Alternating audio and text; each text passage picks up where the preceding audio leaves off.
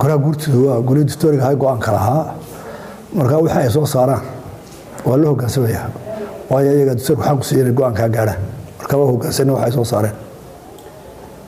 sida muddo ka muuqata goluhu way baarmareen wixii saddex xisbi xukuumadda iyo komishanku ku heshiiyeen taa lafteeda siyaasadda xisbi ahaan u aragtaa soo jeedin baa waxaan u soo jeedinay go'aankana guurtadaale markaas soo jeedinteedii way garab mareen go'aankooda raacnaa iyaga dastuurka go'aanka siiyo iyadoo muran male waa soo jeedin laakiin iyaga gacantaha geeyo sharciyada iyaga leh marka waa hoggaansanaa ama aan jeclaan oo sida rubnaha ahaado ama sidii ka duwan ha ahaado go'aanka iyaga waa hoggaansanaa kalsooni intee leeg baad ku qabtaan inay doorashada ku dhici doonto waqtiga ay komishanku waqtiga ay golaha guurtu soo cayimeen maadaama ay dhowr jeer oo hore sanoo kale muddo kordhimo ay sameeyeen aanay sidoodii u suurtagelin oo dib u dhac ku yimid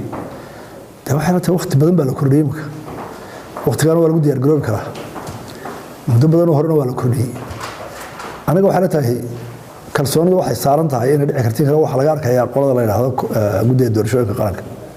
komishanka doorashooyinku iyaga hawshan xilkan iyagaa leh taa hore dib u dhigana waxayna tahay inay iyaga ahayd mas-uuliyaddoodu inay maaragtay waqtiga ay ku qabtaan waqtigii hore